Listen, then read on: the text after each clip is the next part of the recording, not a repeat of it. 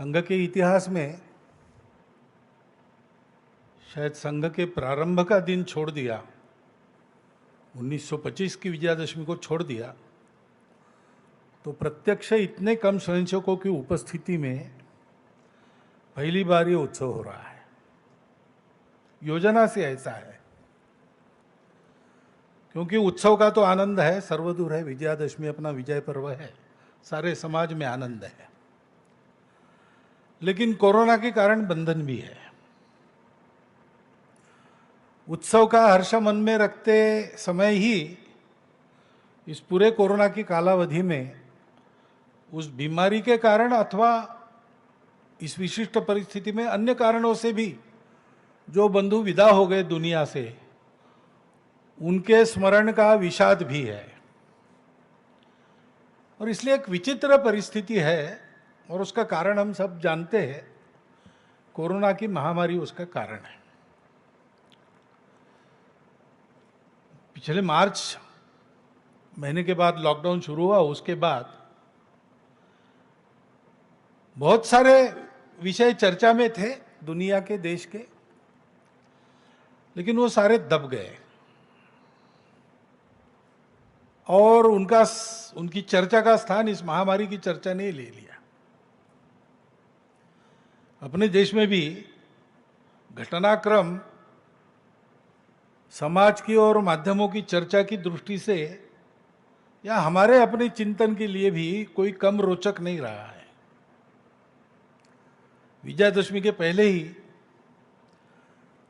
370 प्रभावहीन हो गया, संसद में उसकी पूरी प्रक्रिया हुई।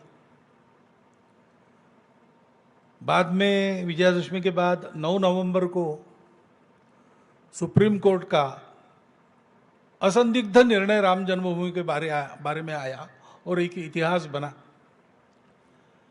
एक मत से निर्णय था, सारे देश ने स्वीकार किया और बहुत सुंदर वातावरण में समझदारी के साथ, संयम के साथ समाज ने उसको स्वीकार किया। हर्षोल्लास का होने के बाद भी संयम के साथ मनाया और बिल्कुल 5 अगस्त में और राम मंदिर निर्माण के आरंभ का जो पूजन हुआ उसमें भी, और हमने उस वातावरण के पवित्रता को, भव्यता को, उल्लास को भी देखा, साथ साथ इस संयम और समझदारी को भी देखा। बाद में फिर नागरिकता अधिनियम संशोधन कानून, वो संसद की पूरी प्रक्रिया के बाद पास हुआ। अपने पड़ोसी देशों में 2-3 देश ऐसे हैं जहां पर सांप्रदायिक कारणों से उस देश के निवासियों को प्रताड़ित किया जाने का इतिहास है, और उन लोगों को जाने के लिए दूसरी जगह नहीं, वो भारत में आते हैं। तो वहां से विस्थापित, पीड़ित होकर आते हैं, यहां पर वो जल्दी बच जाए, ठीक से बच जाए, इसलिए उस अधिनियम में कुछ संशोधन करने का वो प्रावधान था। जो भारत के नागरिक है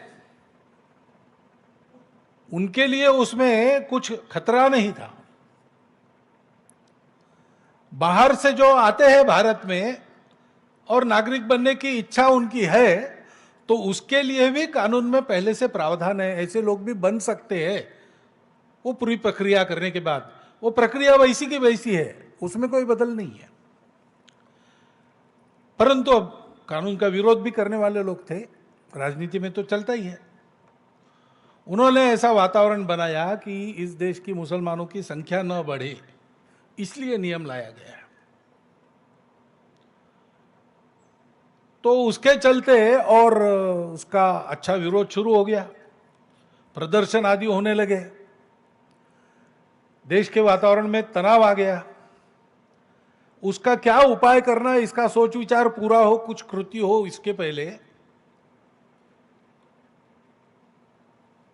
वो सारा और दब गया कोरोना आने के कारण। मनों में जो सांप्रदायिक आंच थी वो मन के मन में रहेगी। उसका उपाय होने के पहले ही कोरोना की परिस्थिति आ गई। ऐसा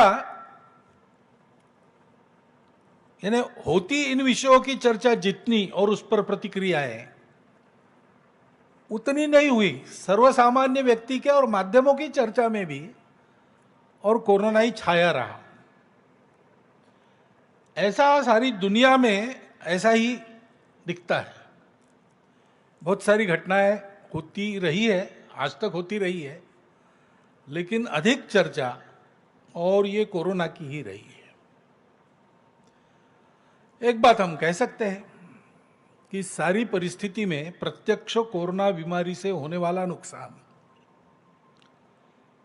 भारत में कम है। इसके कारण है कोरोना की ये जो बीमारी है वो कैसे फैलेगी, क्या फैलेगी, इसका अनुमान पहले ही करके हमारे शासन प्रशासन ने बड़े सावधानी से जनता को सचेत किया। सावधानी के लिए नियम लगाए, सावधानी के लिए उपाय भी बताए, और केवल बताए नहीं, उन उपायों का निर्वहन हो, अमल हो, इसकी बहुत तत्परता से योजना की। माध्यमों की भी सहायता इसमें हुई। उन्होंने जो बढ़ा चढ़ाकर वर्णन किया इस सारे परिस्थिति का, तो जनता में एक जरूरत से ज्यादा भय भी आ गया। लेकिन उसका लाभ भी यह हुआ कि इन सब नियमों का पालन करने में जनता अतिरिक्त सावधान रही। ये सारे देश पर संकट है, सारी दुनिया पर संकट है। इसको ध्यान में लेकर सब लोग इसके प्रतिकार में लग गए। सभी चिकित्सा पद्धतियों के चिकित्सक, शुश्रूषा करने वाले, नर्सिंग वगैरह करने वाले सारे कर्मचारी, सफाई कर्मचारी, सुरक्षा करने वाले कर्मचारी उच्चतम कर्तव्य बोध के साथ रुग्णों की सेवा में जुट गए। रात दिन परिश्रम करते रहे। स्वयं को कोरोना वायरस की बाधा होने का खतरा उठाकर करते रहे। अपने घर वालों से महीने महीने दूर रहकर उन्होंने काम किया। नागरिकों ने भी अपने समाज के बंधुओं की सेवा के लिए जो करना था स्वयं स्फूर्ति के साथ, कोई बहुत बड़ा आह्वान वगैरह किसी को नहीं करना पड़ा।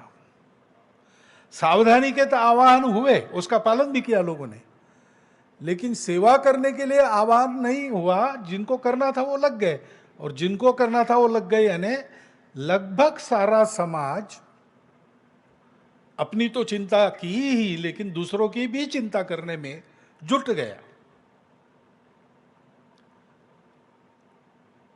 यानी जो पीड़ित लोग थे उन्होंने अपनी पीड़ा को भूलकर दूसरों की सेवा की। इसके भी कई उदाहरण पहली बार सामने आ गए। सहायता लेके जाओ तो उस घर के लोग कहते हैं कि हम और 7 दिन चला ले सकते हैं, हमारे पास वालों के पास अभी कुछ नहीं हो, उनको पहले दीजिए। पूजनीय बाला साहब के भाषण में एक बार बात आई थी, सार्वजनिक भाषण में, दाई नीड इज ग्रेटर, ऐसी एक कहानी। वो दाई नीड इज ग्रेटर का उदाहरण हमको इस बार स्वतंत्रता के बाद पहली बार देखने को मिला पूरे समाज के आचरण। गड़बड़ियां करने वाले लोग नहीं थे, ऐसा नहीं। लोगों की कठिनाइयों का फायदा उठाने वाले स्वार्थ साधक लोग नहीं थे, ऐसा नहीं। उसके कारण कठिनाई, नुकसान ये भी हुआ, लेकिन बड़ा चित्र तो शासन, प्रशासन, जनता, इनका परस्पर विश्वास, परस्पर सहयोग, स्वयं स्फूर्ति से मन में सेवा भाव लेकर जो बनता है समाज के लिए वो करना। मातृशक्ति भी लग गई। बिना कहे भोजन पकाकर और पहुंचाने लगी, मास्क बनाकर और मुफ्त में बांटने लगी। ऐसे कई उदाहरण मिलते हैं। हम देखते हैं कि स्वतंत्रता के बाद शायद इस प्रकार का अनुभव विशेषकर अपनी नई पीढ़ी ने ये पहली बार लिया होगा। अपने समाज की एक रसता का, सहज करुणा का, शील प्रवृत्ति का, संकट में परस्पर सहयोग का, इनको सबको सोशल कैपिटल ऐसा अंग्रेजी में कहते हैं। लेकिन हमारे देश में ये हमारा सहज सांस्कृतिक धन है, हमारे परंपरागत कुछ रिवाज है, जीने का तरीका है, हमारी परंपरागत चिकित्सा पद्धतियां है आयुर्वेद जैसी, कुछ आदतें डाली है घरों के संस्कारों में। हर बार हम बाहर से आते हैं, पैर धोकर अंदर जाते, हाथ धोकर किसी वस्तु को हाथ लगाते, ऐसी छोटी छोटी आदतें, ये सारा हमारा सांस्कृतिक संचित जो है उपकारक, वो हमारे परिचय में फिर से एक बार आ गया। हम भूल रहे थे इसको, और वो सब सहजशील है हमारा, करुणा के स्वभाव का, सेवा के स्वभाव का, वो बड़ा वेग से सारे समाज के हृदय से प्रकट हुआ और सारा समाज एक होकर सक्रिय हुआ। इस अनुभूति को हमने शायद पहली बार पाया है। सेवा में रत जिनके नाम सबको मालूम है, जिनके नाम किसी को मालूम नहीं, सेवा कर रहे अभी तक, आगे भी करेंगे, सेवा करते करते बलिदान हो गए, ऐसे सब अपने समाज के बंधु भगिनी, चिकित्सक, सब प्रकार के कर्मचारी, समाज के सभी वर्गों से आने वाले सेवा परायण घटक, ये अभिनंदन के पात्र है। और जिन्होंने सेवा करते करते अपना बलिदान दिया, वो सारे हुतात्मा, उनके स्मरण में, उनकी पवित्र स्मृति में हम अपनी हार्दिक श्रद्धांजलि अर्पण करते हैं। परिस्थिति अभी पूरी गई नहीं, चल रही है, लेकिन चरण बदल गया है। महानगर संघ चालक जी के प्रास्ताविक में उल्लेख था, अब लोग जो गए थे वापस आने लगे हैं, रोजगार अपना बंद करके गए थे अपने अपने गांव, वापस आने लगे। बहुत अधिक प्रमाण वापस आने वालों का है, लेकिन आने के बाद उनको वहां रोजगार है ही जो पहला था, ऐसा नहीं है। हो सकता है उनको अपना रोजगार बदलना पड़ेगा, नए रोजगार का प्रशिक्षण लेना पड़ेगा। बहुत सारे वापस हो गए, लेकिन सब वापस नहीं हो गए, इसलिए वहां भी कुछ खाली जगह होगी। वहां पे जो रोजगार है वो रोजगार सिखाने की व्यवस्था चाहिए। जो अपने गांव में ही रहने का निश्चय करके वहीं अभी टिके हैं या आसपास के छोटे शहरों में जाकर रोजगार ढूंढेंगे, उनके लिए भी रोजगार की समस्या है। रोजगार देना, रोजगार का प्रशिक्षण देना और रोजगार का सृजन करना, इस सेवा की आवश्यकता है। इतने दिन शिक्षा बंद रही, विद्यालय बंद रहे, फीस नहीं मिली, तो विद्यालय संचालकों के सामने फीस का पैसा न मिलने से स्कूल चलाने की समस्या है, शिक्षकों को वेतन कहां से देंगे, इसकी समस्या है। शिक्षकों का वेतन बंद रहा तो अब अभी भी पूरा वेतन देने की सबकी स्थिति नहीं है, तो अब घर कैसे चलाएं, इसकी समस्या उनके सामने है। छात्र पढ़ाई में पिछड़ गए, ये एक बात है, और अब फिर से विद्यालयों में जाने लगेंगे तो जिनके रोजगार गए ऐसे अभिभावकों के पास उनकी फीस भरने के लिए पैसा नहीं है, इसलिए उनके शिक्षा की व्यवस्था करना, शिक्षकों के उदर निर्वाह की व्यवस्था करना, विद्यालयों के निर्वाहन की व्यवस्था करना, ये एक सेवा का आयाम ध्यान में आता है। और ये सारी परिस्थिति है, धीरे धीरे इसमें से हम बाहर आने वाले हैं, लेकिन तब तक जो तनाव है, उस तनाव के कारण समाज में, परिवारों में अनेक प्रकार की समस्याएं उत्पन्न होती है, निराशा आती है। उसमें से एक तरफ अपराधों में बढ़ोतरी होने की संभावना रहती है, दूसरी तरफ आत्महत्या की ओर व्यक्ति बढ़ते हैं। ये तीनों विकृतियां न आए, कठिनाई में भी, कष्टों को झेलते हुए भी सामाजिक पारिवारिक जीवन स्वस्थ रहे, इस प्रकार का सलाह परामर्श समुपदेशन उसकी आवश्यकता है। स्वयंसेवक तो ये काम कर रहे हैं और करते रहेंगे जब तक आवश्यकता है, तब तक सेवा उनका स्वभाव है। समाज के सभी अन्य लोगों को भी ये ध्यान में रखना पड़ेगा कि लंबे समय तक सेवा करनी पड़ेगी। इस आवश्यकता को समझकर वो अपने प्रयास जारी रखेंगे, ऐसा विश्वास है। अभी तक कोरोना के लड़ते समय समाज ने जो अपना दम दिखाया, ये एक तरह से दम की लड़ाई है, क्योंकि कोरोना के बारे में बहुत जानकारी नहीं है दुनिया में। रूप बदलने वाला विषाणु है, इसकी घटना बदलती है, बहुत शीघ्र फैलता है, बहुत शीघ्र पकड़ता है, लेकिन हानि का प्रमाण कम है। हानि करने की उसकी क्षमता अन्य विषाणुओं के तुलना में कम है। इतना ही दुनिया में उसकी जानकारी है। इसलिए लंबे समय तक इसके साथ रहना पड़ेगा, इसको जीतना पड़ेगा। तो उस दम को कायम रखते हुए इस दम की लड़ाई में हम कोरोना को पराजित करेंगे, इस संकल्प के साथ वो सेवा जारी रखनी चाहिए।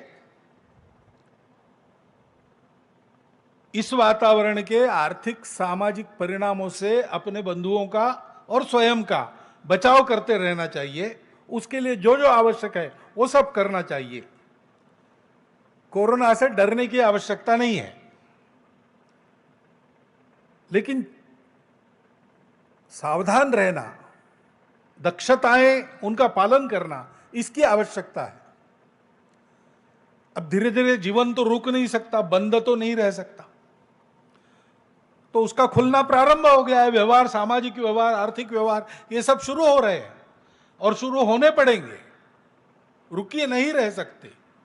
लेकिन ऐसा जब शुरू होता है तो कोरोना से बचने के सारे नियम अनुशासन और कोरोना से समाज को बचाने के लिए आवश्यक कर्तव्य, सेवा आदि, इसका निर्वाह हमको सतत करना पड़ेगा। ये दायित्व हम सभी का है।